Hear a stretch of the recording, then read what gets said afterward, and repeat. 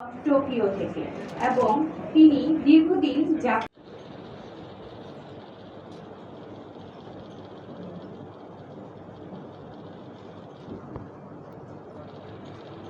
জ্ঞান চর্চার রাজ্য হলো বিশ্ববিদ্যালয়। বালুঘাট পেরিয়ে উচ্চশিক্ষার জন্য দেশের মাননীয় সভাপতি অধ্যাপক ডক্টর মোহাম্মদ শহীদুল ইসলাম স্যারকে অনুরোধ করছি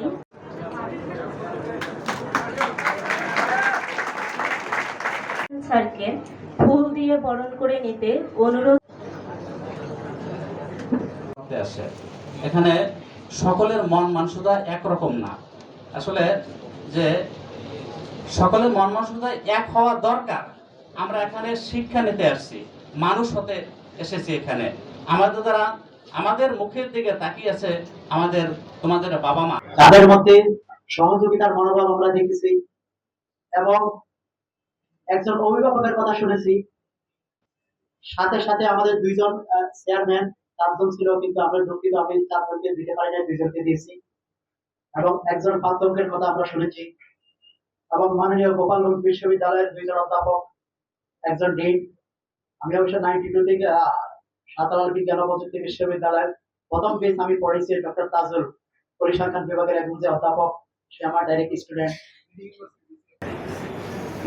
সে বলে যে আমি সবচেয়ে সুখী আছি। সুখ জিনিসটার আমার আর একটা ডেফিনেশন, সেটা অনেকে ডাল আর ভাত খেয়ে সুখী হতে পারে, অনেকে বিরিয়ানি খাওয়ার পরেও সুখ তার আসে না। এটা খুবই রিলেটিভ একটা ব্যাপার। তো সবচেয়ে বড় কথা, এখানে একজন বক্তা বলে গেছেন আমাদের মধ্যে যেন কোনো ইনফেরিয়রিটি কমপ্লেক্সে না আসে যে আমি পিরোজপুর বিশ্ববিদ্যালয়ের ছাত্র।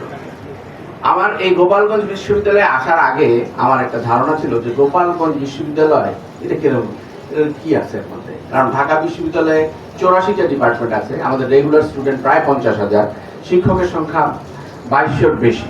সেখানে 800 প্রফেসরদের 3টা গ্রেড থাকে, third grade, second grade, first grade professor আছে 200+। তো সেরকম একটা পরিবেশ থেকে যখন আমি এখানে আসলাম এই গোপালগঞ্জে, সেখানে 33টা ডিপার্টমেন্ট, 200+ শিক্ষক, প্রায় 14-15 হাজার ছাত্রছাত্রী, এখন বোধহয় 12,000-এর মতো নাকি।